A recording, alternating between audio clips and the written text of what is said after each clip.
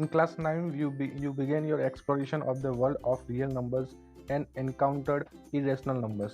Class 9 standard में हमने जब रियल नंबर्स का थोड़ा बहुत बेसिक सीखा था, तो उसमें हमें एक इरेशनल नंबर्स भी आए थे, रेशनल एंड इरेशनल नंबर्स. तो इरेशनल नंबर्स उसमें आए थे जिसका हमें मालूम था कि that numbers can not be represented in the P by Q form. So we continue our discussion on real numbers in this chapter. We begin with two very important properties of positive integers in section 1.2 and 1.3, namely the Euclid's division algorithm and the fundamental theory of arithmetic. तो हम यहाँ पे basically दो section 1.2 और 1.3 में क्या सीखेंगे, तो सेक्शन 1.2 में सीखेंगे Euclid's division algorithm and section 1.3 में सीखेंगे fundamental theorem of arithmetic. Section 1.1 में करंटली हम जो सीख रहे हैं that's nothing but the introduction to real numbers. Euclid's division algorithm, as the name suggests, it has to do with divisibility of integers.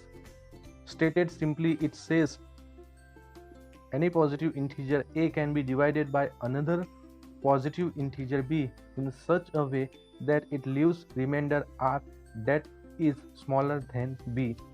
मतलब कहने का ये मतलब यहाँ पे दिया हुआ है कि अगर हम कोई पॉजिटिव इंटीजर a को डिवाइड करते हैं, we are dividing positive integer a with some integer b, तो हमारे पास कोई एक रिमाइंडर बचेगा r, बट कंडीशन अप्लाइड ये है जो रिमाइंडर r बचेगा that will be smaller than b. Many of you probably recognize this as the usual long division process. Although this result is quite easy to state and understand, it has many applications related to the divisibility properties of integers. We touch upon a few of things and use it mainly to compute the HCF of two positive integers. The fundamental theorem of arithmetic, on the other hand, has to do something with multiplication of positive integers. तो arithmetic का जो fundamental theorem है वो simply क्या किस पे depend करता है, तो multiplication of positive integer. You already know that every composite number can be expressed as a product of primes in a unique way. This important fact is the fundamental theorem of arithmetic, again, which it is a result that is easy to state and understand. It has some very deep significant applications in the field of arithmetic. We use the fundamental theorem of arithmetic for two main applications. First, तो basically जो theorem है arithmetic का वो हम किस लिए use करते हैं, तो उसका पहला एप्लीकेशन क्या है कि first we use it to prove the irrationality of many of the numbers you studied in class 9 such as √2, √3 and √5. We know कि ये सभी नंबर्स क्या है, इरेशनल नंबर्स है. और दूसरी क्या बात है, तो we apply this theorem to explore when exactly the decimal expansion of a rational number से p by q is terminating and when it is non terminating repeating. मतलब कहने का मतलब ये है कि सेकंड में हम ये अरिथमेटिक थ्योरम कब यूज करते हैं, fundamental theorem of arithmetic. Second case ये दिखा रहा है कि जब हम डेसिमल एक्सपांशन करते हैं रेशनल नंबर का जो p by q फॉर्म में है, तो वहाँ पे हमें ये पता चलता है कि वो नंबर टर्मिनेटिंग है कि नॉन टर्मिनेटिंग रिपीटिंग है. So we do so by looking at the prime factorization of the denominator q of p by q. You will see that the prime factorization of q will completely reveal the nature of the decimal expansion p by q. So let us begin with our explanation. अभी main जो हमारा real number का concept है वो यहाँ से start होता है. तो consider the following fog puzzle. A trader was moving along a road selling eggs. An idler who didn't have much to do started to get the trader into a wordy duel. This grew into a fight. He pulled the basket with eggs and dashed it on the floor. तो एक trader जो egg बेच रहा था roads पे, वहाँ पे उसको एक आइडलर मिलता है जिसको कुछ काम नहीं था. तो वो क्या करता है कि जो ट्रेडर होता है उससे बात करने लगता है और थोड़ा बोलते हैं ना नॉर्मल गॉसिप्स करते करते डिबेट शुरू हो जाता है. वैसे ही कोई पर्टिकुलर टॉपिक पे उससे डिबेट करने लगता है और वो धीरे धीरे झगड़े में बदल जाता है. और इसी दौरान वो जो आइडलर है उसने क्या किया कि जो बास्केट होती है एग की उसको पुल किया, धक्का दिया और साथ में फेंक दिया ज़मीन पे। द एग्स ब्रोक, वो अंडे टूट गए। The trader requested the panchayat to ask the idler to pay for the broken eggs, but obvious है कि ट्रेडर को नुकसान हो गया, तो ट्रेडर ने आइडलर पंचायत की हेल्प ली और बोला कि जो भी उसका नुकसान हुआ है वो कंपनसेट करे आइडलर। तो the panchayat ask the trader how many eggs were broken, he give following responses. तो उसने क्या रिस्पॉन्स दिया, इफ काउंटेड इन पेयर्स, अगर पेयर्स में काउंट करेंगे यानी कि दो में, तो 1 विल रिमेन, मतलब एक बचेगा। और इफ काउंटेड इन 3, अगर 3 की पेयर में काउंट करेंगे तो 2 बचेगा। और 4 काउंट करेंगे, लाइक 4 4 इक्वल्स टू 1, तो 3 बचेंगे। और 5 में काउंट करेंगे तो 4 बचेंगे। एंड 6 में काउंट करेंगे तो 5, 7 में करेंगे तो nothing will remain. My basket can not accommodate more than 150 eggs. उसने ऐसा रिस्पॉन्स दिया। तो how many eggs were there, let us try and solve the puzzle. So इस पजल को हम सॉल्व करते हैं। तो let the number of eggs be A, जो भी एग का नंबर है, क्वांटिटी है, उसको ए लेते हैं। Then working backward we see that a is less than और इक्वल्स टू 150, बट ऑब्वियस है कि द नंबर ऑफ एग्स जो है, अगर हम उसको ए कंसिडर करते हैं, तो उसने क्या बोला है कि my basket can not accommodate more than 150 eggs, यानी कि जो एक की क्वांटिटी होगी वो या तो लेस देन 150 होगी या तो इक्वल्स टू 150 होगी। 2 ही कंडीशन पॉसिबल है। So if counted in 7 nothing will remain, which translates to a equals to 7p plus 0 for some natural number p, जो भी p है it is a natural number. और q का मतलब क्या है कि रिमाइंडर, यानी कि लाइक 0 जो वहाँ पे है, वहाँ पे 7p प्लस 0 है, तो 0 का मतलब है कि वहाँ पे रिमेन नथिंग। और इफ काउंटेड इन 6 तो a प्लस 6q प्लस 5, यानी कि q is also any natural number. तो 6q यानी कि अभी कितने पेयर्स बनती हैं 6 की वो तो हमें पता नहीं है ना, इसके लिए 6 इंटू क्यू, क्यू कोई भी पेयर कितने भी क्वांटिटी हो सकती है। अगर ऐसा हम काउंट किया तो बचा कितना 5। Similarly if we go on making the equation, if counted in 5 4 will remain, तो उसको ट्रांसलेट करेंगे तो a plus 5r plus 4 for some natural numbers. If counted in 4 there will remain, it translates to 4s plus 3 for some natural number. मतलब ये एक sequential equation बनेंगे जिसमें जो नेचुरल नंबर है वो हम कुछ भी r s t कुछ भी लेते जा रहे हैं, और as per the given statement about हम ऐसे इक्वेशन बनाएंगे। ये same 3, if 3 counted in 3 2 will remain, तो इफ काउंटेड इन 3 क्या है, तो 3 में काउंट करेंगे 2 बचेगा। सेम, मतलब ये एक सीक्वेंस बन गया हमारा। तो that is in each case we have a and a positive integer b। यहाँ पे b क्या है, b इज 5 4 3 2, और ये जो रिमाइंडर क्या बच रहा है, तो रिमाइंडर बच रहा है 0 4 3 2 1, ये रिमाइंडर बच रहा है। तो अल्टीमेटली हम कंपेयर कर सकते हैं कि दैट इज, ये जो रिमाइंडर है that is smaller than B, remainders जो बच रहे हैं that are smaller than B. For example हम यहाँ पे कंसिडर करते हैं, तो यहाँ पे 2 क्या है, b इक्वल्स टू 2 है, तो 2 इज ग्रेटर देन 1, 1 क्या है, रिमाइंडर। सो ये यूक्लिड का जो आगे हमने देखा था that is satisfied here over here. Now the moment we write down such equations we are using Euclid's division lemma, which is given in theorem 1.1. Now getting back to our puzzle, do you have any idea how will you solve it? Yes, you must look for the multiples of 7 which satisfies all conditions. By trial and error you will find he had 119 eggs.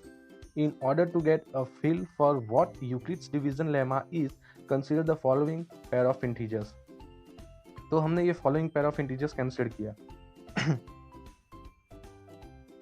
17,6 15 5,12 20,4. So like we did in the example, we can write the following relations for each such pair. तो अगर हम 17 equals to 6 into 2 plus 5 ले रहे हैं, यानी कि 6 goes into 7 twice and leaves a remainder 5. 5 equals to 12 into 0 plus 5. This relation holds since 12 is larger than 5. 20 equals to 4 into 5 plus 0. Here 4 goes into 20. 5 times and leaves remainder 0. That is for each pair of positive integer a and b. We have found whole numbers q and r satisfying the relation. तो एक यहाँ से एक standard equation क्या बनता है, a equals to bq plus r where condition is 0 is less than r or equals to r but r is less than b. ये condition fulfil होगी तभी ये इक्वेशन सेटिस्फाई होगा. नाउ नोट, यहाँ पे क्या दिया है कि नोट q और r can also be 0. So it can be possible that q and r are 0. Why don't you now try finding integers q and r for the following pair of positive integers a and b? तो ये जो 10, 3 है, 4, 19 है, 81 and 30 है, इसके लिए भी हमें like q and r बनाना है by finding the pair of integers a and b. So it can be done. You can try it by yourself. Did you notice that q and r are unique? These are the only integers satisfying the condition a equals to bq plus r where 0 is less than or equals to r is less than b. You may have also realized that this is nothing but a restatement of the long division process you have been doing all these years, and that the integers q and r are called the quotient and remainder respectively. It's simple. ये तो हमने पहले ही समझ लिया होगा कि जो basic integers हमने डिवीजन ऑफ पॉलिनोमियल में भी रिमाइंडर थ्योरम आया था, उसमें भी हमें ये बेसिक फॉर्मूला तो मिला ही था ना. Now a formal statement of this result. So Euclid's division lemma theorem 1.1. Given positive integers a and b, there exist unique integer q and r satisfying a equals to bq plus r where 0 is less than or equals to r and r is less than b. This result will perhaps known for a long time but was first recorded in book 7 of Euclid's Element. Euclid's division algorithm is based on this lemma. Now let's moving further. There is some like info about the mathematician Muhammad ibn Musa al-Khwarizmi. An algorithm is a series of well-defined steps which gives a procedure for solving a type of problem. The word algorithm comes from the name of 19th century Persian mathematician Al-Khwarizmi. In fact, even the word algebra is derived from a book he wrote called Hisab al-Zabar wala Muqabala. A lemma is a proven statement used for proving another statement. So lemma जो भी है उसको हमें like as a proven statement accept करना है और उस statement को यूज करके हम और फर्दर स्टेटमेंट्स को प्रूव करेंगे. Now Euclid's division algorithm is a technique to compute the highest common factor that is HCF. LCM and HCF हमने सीखा होगा. तो उसमें Euclid's division algorithm is a technique to compute highest common factor that is HCF of two given positive integers. Recall that the HCF of two positive integers a and b is the largest positive integer d that divides both a and b. Let's simplify. HCF of two positive integers, like a और b दो positive integers हैं, तो उसका HCF क्या होगा? तो it is the largest positive integer d that divides both a and b. मतलब the positive integers which is common divisor of a and b, but it should be largest positive integer. So let us see how the algorithm works through an example first. Suppose we need to find the HCF of integers 4, 55 and 42. We start with the larger integer, that is 455. Then we use Euclid's lemma to get. Abhi we are considering 455. So but obvious है कि 455 जो number है उसके multiples हमें आने चाहिए और उसके फैक्टर्स भी हमें मालूम होने चाहिए. और उसके फैक्टर्स कैसे निकालना है दैट वी नो. सो यहाँ पे क्लियरली दिया हुआ है लाइक 42 इंटू 10 तो इक्वल्स टू क्या होगा 420. और बात करेंगे 42 इंटू 11 की तो क्या होगा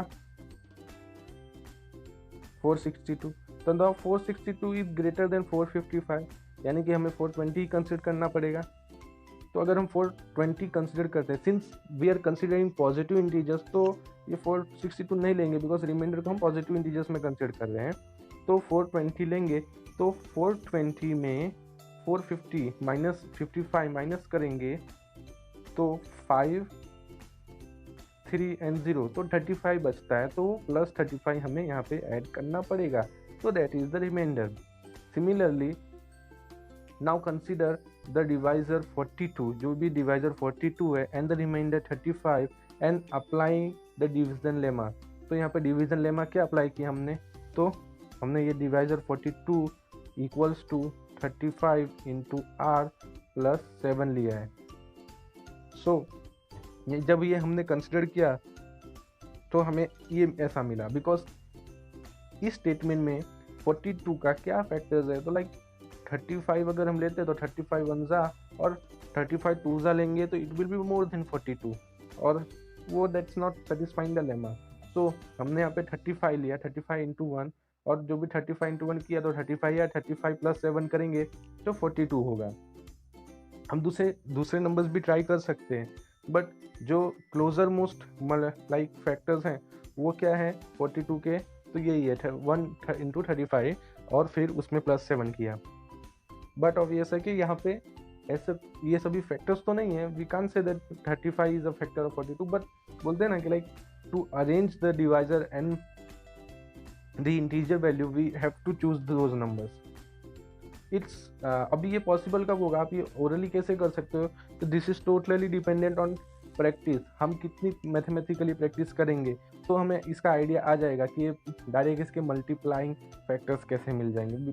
बट अभी 42 है तो 7 6 42 तो होता है, but it is not satisfying our case. ये 7 टू द 32 डायरेक्ट हम नहीं लिख सकते हैं। Notice that the remainder has become 0। अभी ये जो 35 का केस ले रहे हैं, हम 35 का लिख रहे हैं तो 35 है, तो 35 इक्वल्स टू क्या होगा, तो यहाँ पे हमें 35 लिया हमने, तो अब बट ऑब्वियस है कि हमें रिमाइंडर तो कंसिडर करना पड़ेगा, तो 7 के मल्टीपल में कौन सा नंबर लेंगे कि 35 आएगा, तो 7 इंटू 5 करेंगे तो 35 होगा। तो notice that the remainder has become 0 and we can not proceed any further. So we claim that the HCF of 455 and 42 is the divisor at this stage, that is 7.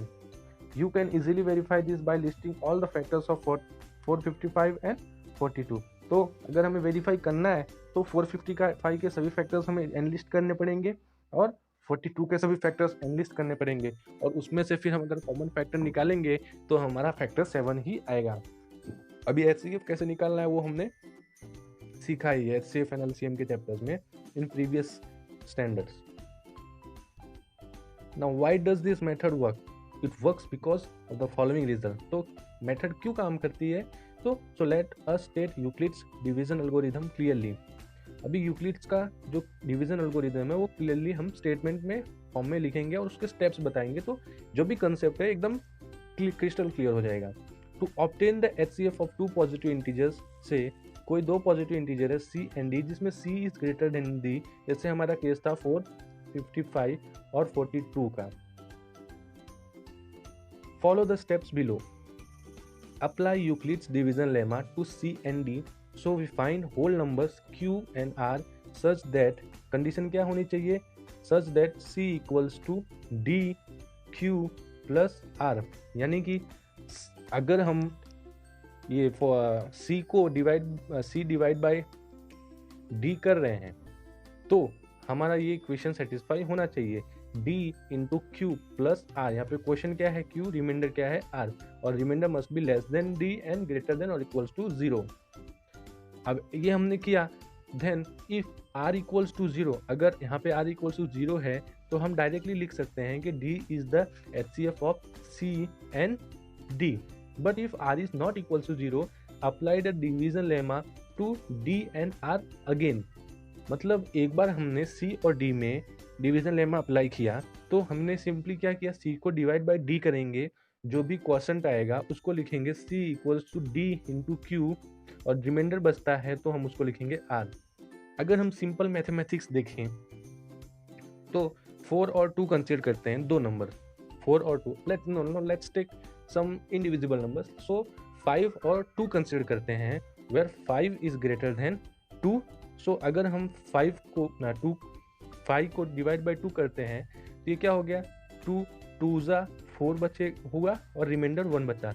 तो हमारा डिवाइजर, क्वोशंट, डिविडेंड ये सब हमें फंडा clear होना चाहिए।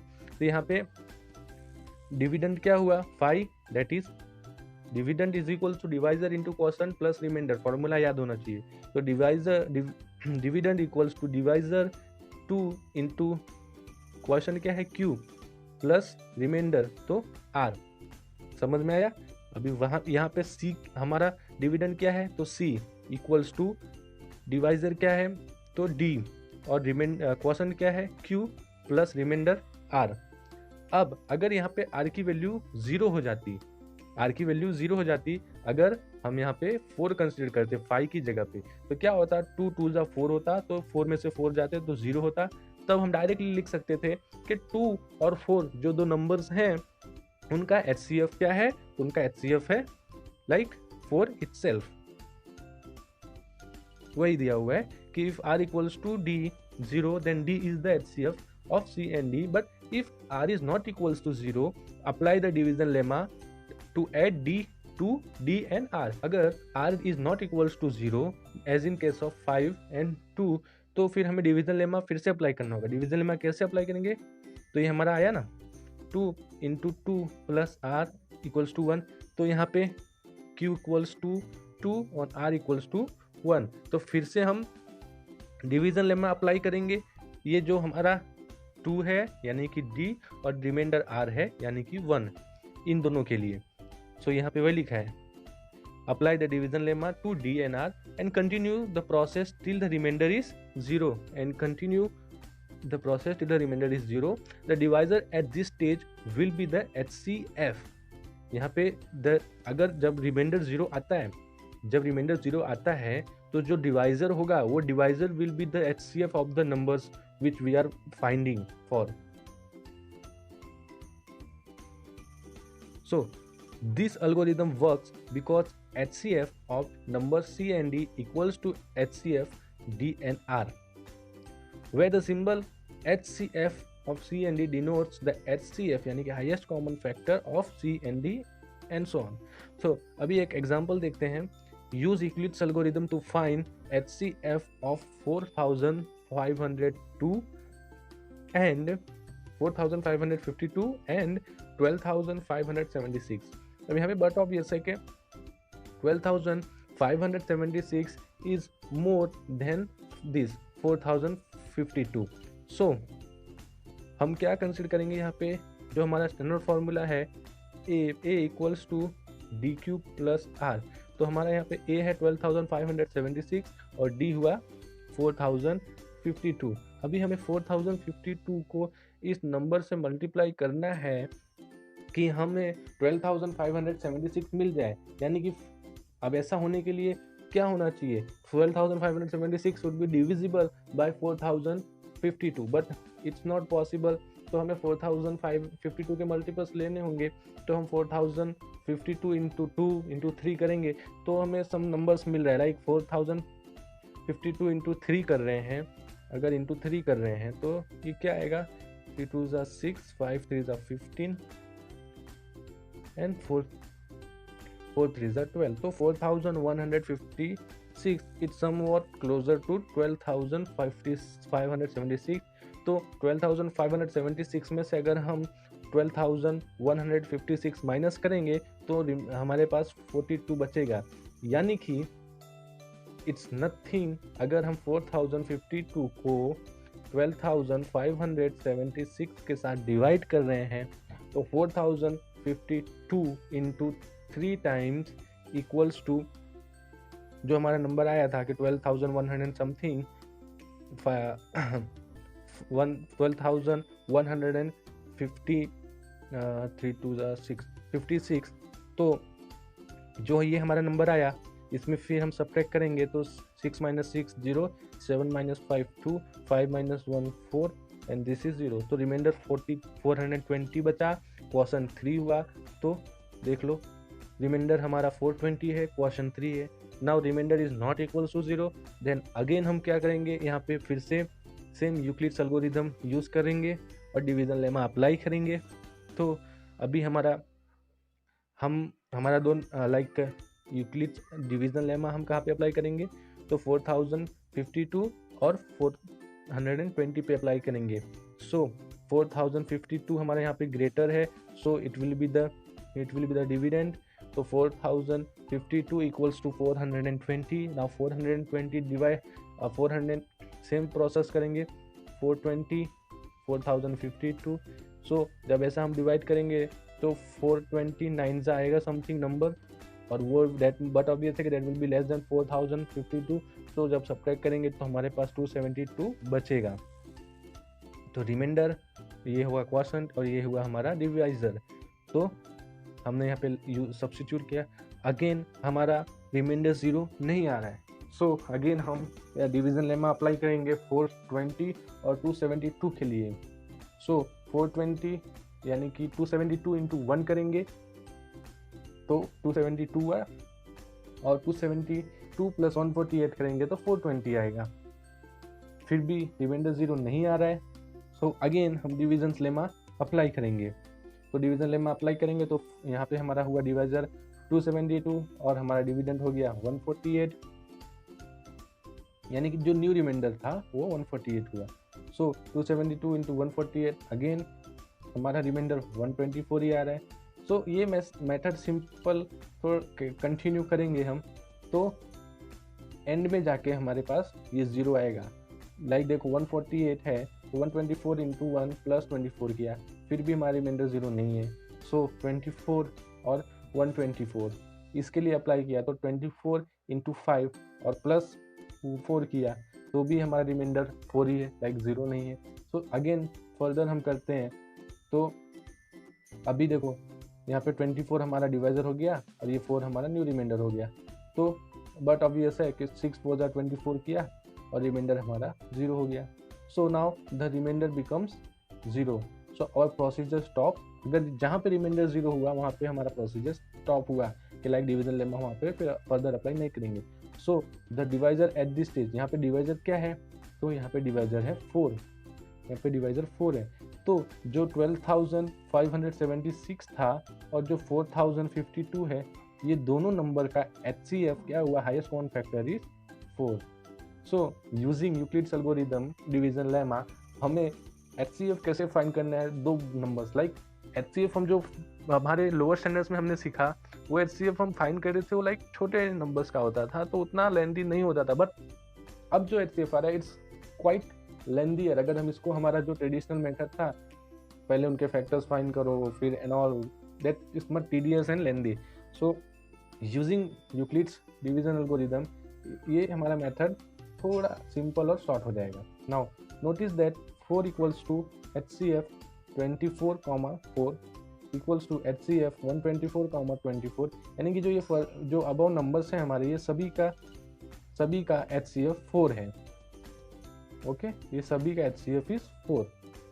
Now Euclid's division algorithm is not only useful for calculating the HCF of very large numbers, but also because it is one of the earliest example of an algorithm that a computer has been or programmed to carry out। मतलब कहना ये चाहता है कि like Euclid's algorithm जो है division का ये HCF कैलकुलेशन के लिए ही यूजफुल नहीं है, but like HCF calculation of very large numbers, but it also because ये क्या है कि जो हमारे कंप्यूटर्स डिज़ाइन हुए थे, प्रोग्राम हुए थे, वहाँ पे भी यही एल्गोरिथम यूज़ होता है कि लाइक ये प्रीवियसली जो हमारे स्टार्टिंग में जो कंप्यूटर्स प्रोग्राम होते थे सेम एल्गोरिथम के बेस पे थे। Now remarks, Euclid's division lemma and algorithm are so closely interlinked that people often call former as a division algorithm। जो ये यूक्लिड्स डिवीजन लेमा है और जो एल्गोरिथम है ये इतने इंटरलिंक्ड हैं कि हम इसको जनरली क्या बोलते हैं, it is division algorithm. Although Euclid's division algorithm is stated for only positive integers, it can be extended for all integers except 0। कहना क्या है, although Euclid's division algorithm is stated only positive integers, it can extend it for all integers except 0. That is, b is not equals to 0.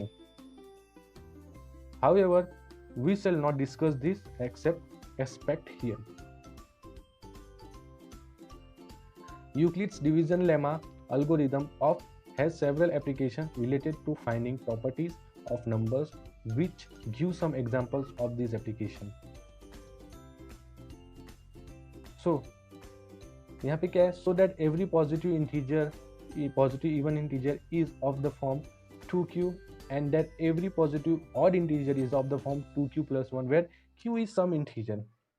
So हम यहाँ पे क्या consider करेंगे कि let a be any positive integer and b equals to 2. ये 2q में b equals to 2.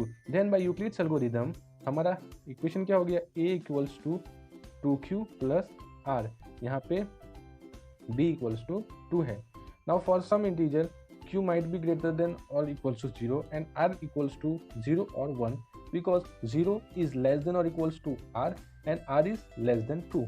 So a equals to 2q. अगर हम q greater than or equals to 0 ले रहे हैं तो a equals to 2q है और r equals to 0 और r equals to 1 है. तो हमारा ये जो a equals to होगा वो 2q plus 1 हो गया. अगर एक बार हम r equals to 0 ले रहे हैं तो a equals to 2q हो गया, और r equals to 1 ले रहे हैं तो a equals to 2q plus 1 हो गया. Now if a is of the form 2q, then a is an even integer. अगर a is of the form 2q, then a will be an integer, even integer. Now we can verify it. अगर 2 into 1 कर रहे हैं तो भी answer 2 आ रहा है, 2 into 2 कर रहे हैं तो भी आंसर 4 ही आ रहा है, लाइक इवन नंबर ही आ रहा है ना. सो अगर इस फॉर्म में होगा हमारा a तो it is an even integer. Also a positive integer can either be even or odd. Therefore any positive integer of the form 2q plus 1, यानी कि अगर हम 2 into 1 कर रहे हैं तो 2 हुआ, प्लस 1 कर रहे हैं तो वो 3 हुआ, 2 into 2 कर रहे हैं तो 2 4 हुआ, और प्लस 1 करेंगे तो 5 हुआ. तो ये ऑड ही नंबर आ रहा है. तो अगर कोई पॉजिटिव इंटीजर इस फॉर्म का है तो वो ऑड ही नंबर देगा. हेंस हमारा स्टेटमेंट जो है वो प्रूव हो गया. Now so that any positive integer of the form 4q plus 1 or 4q plus 3, where q is some integer. So let us start with taking a, where a is a positive odd integer. We apply the division algorithm where a and b equals to 4. तो यहाँ पे a and b both are equals to 4, वो algorithm हम apply करेंगे. अभी हम b equals to 4 ले रहे हैं तो वो कंडीशन जो है वो सेटिस्फाई हो रही है. That is r must be less than 4. The possible remainders क्या होंगे, अगर r की वैल्यू लेस देन 4 हो रही है तो पॉसिबल रिमाइंडर 0, 1, 2 एंड 3 हुए. So this is that is a can be. अगर ऐसा हुआ, अगर रिमाइंडर 0 हुआ as per the standard formula 2q plus r equals to 2q plus r, अगर रिमाइंडर इज 0 तो a will be 2q, remainder is 1 तो a sorry ये 4q लेना है बिकॉज यहाँ पे हमें 4q का केस दिया, b is equals to 4q. और अगर रिमाइंडर इज 1 तो that is 4q plus 1, and remainder is 2 तो 4q प्लस 2, रिमाइंडर इज 3 तो 4q plus 3 and so on. तो where q is the question. However since a is odd so a cannot be 4q or 4q plus 1. अब अभी previous समय हमने prove किया ना कि हम a को ऑड नंबर ले रहे हैं तो वो तो 4q और 4q प्लस 2 नहीं हो सकता है. सिंस अगर हम इन दोनों को ले रहे हैं तो both the numbers will be divisible by 2, यानी कि वो तो इवन नंबर ही हुआ ना. So any odd integer is of the form 4q plus 1 और 4q प्लस 3. हेंस प्रूव कि कोई भी ऑड इंटीजर है तो 4q प्लस 1 के फॉर्म का होगा या 4q प्लस 3 के फॉर्म का होगा. Now a sweet seller has 420 Kaju burfis and 130 Badam burfis. She wants to stack them in such a way that each stack has the same number and they have up the least area of the tray. What is the maximum number of burfis that can be placed in each stack of this purpose? So this can be done by trial and error method, but obvious है कि हम fix उसका एक algorithm नहीं दे सकते हैं because हमें नहीं मालूम है कि स्टैक की साइज क्या है and all. So but to do this systematically with find, हाँ अभी इसको अगर हम एक मैथमेटिकल स्टैंडर्ड फॉर्म देना चाहते तो हम ये दोनों का HCF फाइंड करेंगे। HCF क्यों हाईएस्ट कॉमन मल्टीप्लायर दोनों का होगा तो उसको हम एक सीक्वेंशियल अरेंजमेंट दे सकते हैं। तो इन दोनों का अगर हम HCF फाइंड करेंगे तो 420 है equals to 130. अभी 130 how many times will be 420, but 130 should be divisible, for that 420 should be divisible by 130, but that's not possible. So 130 ones are and 132s are and 133s are. So 132s are will be 260, 133s are will be 339. So it will be 339 and 134s will be 520. Now 520 will be greater than 420, so we will consider 133s that is 390, and when we subtract 420 from 390 we will get 0. This will be 12 minus 9, that is 3 and that is 0. So remainder हमारा 3 आया। और इसका दूसरा रास्ता क्या है, simple division कर लो। This is most simplier, this is most simpler because हमें आइडिया नहीं होगा ना कि कौन सा नंबर होगा एंड ऑल। सो सिंपल कर लो ना, 420 डिवाइड बाई 30 का क्वेश्चन आ गया और रिमाइंडर आ गया। फिर जो हमारे यहाँ पे क्वेश्चन आएगा उसको 130 इंटू क्यू कर दो, standard form of like 130 into q कर दो और प्लस रिमाइंडर, स्टैंडर्ड फॉर्म आ गया। अभी remainder is not equals to 0, so again we will consider two new numbers and apply the Euclid's algorithm. तो 130 और 30 कंसिडर करेंगे तो 30 will be the dividend and dividend अभी तो 30 और 130, तो 34 जा करेंगे तो 120 आ गया, तो रिमाइंडर 10 आया। सो हमारा डिविडेंड इज इक्वल्स टू 30,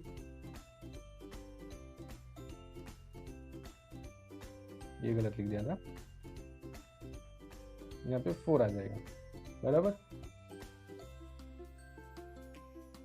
यहाँ पे 4 आ गया। तो 34 जा 130, 130 माइनस करेंगे 34 जा 120 हुआ तो 10 बचा, तो अप्लाई किया हमने, फिर भी रिमाइंडर हमारा 10 आ गया। So again lemons Euclid's algorithm या लेमन डिवीजन लेमा बोलो, तो 30 और 10 के लिए हम अगेन अप्लाई करेंगे। तो नाउ 30 डिवाइड बाई 10 किया तो 10 3 जा 30, रिमाइंडर 0 आ गया। अभी हमारा रिमाइंडर 0 आया है तो यहाँ पे हमारा डिवाइजर क्या हुआ, 30 इक्वल्स टू 10 इंटू 3 प्लस 0, तो 10 इंटू 3 इज द क्वोशंट और 10 is the divisor. So 10 is the highest common factor for 420 and 130. Therefore, the sweet seller can make stacks of 10 for both kinds of burfis. और एक ये standard एक stack बन गया। सो पूरी exercise में हमने क्या सीखा है, बेसिकली यूक्लिड्स एल्गोरिथम का एक स्टैंडर्ड डाइजेशन क्या है, a equals to b q plus r बराबर। अभी हमें दो नंबर दिए होंगे, दो नंबर दिए हैं, एक नंबर होगा a और एक नंबर होगा b। उसमें जो नंबर बड़ा होगा that is if a, but obvious है कि a will be greater than b, तो वो नंबर को सिंपल अगर मैथमेटिकली बोले डिवाइड कर लो तो एक क्वेश्चन मिला और यहाँ पे कोई नंबर आया और यहाँ पे रिमाइंडर मिला, उसको स्टैंडर्ड फॉर्म में लिख दो a equals to b q plus r. अभी अगर रिमाइंडर 0 हुआ तो गिवन जो a और b नंबर है उसका HCF b ही होगा। बट अगर गिवन रिमाइंडर 0 नहीं मिल रहा है तो नेक्स्ट स्टेप क्या लोगे कि जो ये b होगा और ये जो r होगा, ये दोनों नंबर्स के ऊपर हमें डिवीजन लेमा या यूक्लिड्स एल्गोरिथम अप्लाई करना होगा। तो अभी क्या होगा, b डिवाइड बाय r कर लो, b डिवाइड बाय r करेंगे तो फिर एक नया क्वेश्चन और फिर एक नया रिमाइंडर मिलेगा। अगर वो रिमाइंडर 0 आया तो standard a equals to b q plus r formula में डालो और जो b की जगह पे होगा वो हमारा हाईएस्ट कॉमन फैक्टर होगा for the given two numbers. Up to now हमने यही स्टडी किया है पर्टिकुलर एक्सरसाइज में। हाँ, बट उसके साथ एक कंडीशन जो दी थी वो सेटिस्फाई होनी चाहिए विथ रिस्पेक्ट टू रिमाइंडर और हमारा लाइक डिविडेंड डिवाइजर कि 0 शुड बी लेस देन और equals to remainder and remainder should be less than b, that is the our over here our division. So we can say that summary of this exercise is ये formula based पे पूरी exercise depend करती है। और और further हमने एक study किया लाइक एनी ऑड इंटीजर, तो कोई भी ऑड इंटीजर है तो वो कौन से फॉर्म में होगा, तो उसका फॉर्म होगा 2q+1, 2q+3 और 4q+1 और 4q+3। And also even integer है तो इवन इंटीजर का फॉर्म क्या होगा, तो वो होगा 2q या तो 4q और एल्स 4q+2 और else 2q+2 and so on. Hopefully ये एक्सरसाइज समझ में आ गई होगी।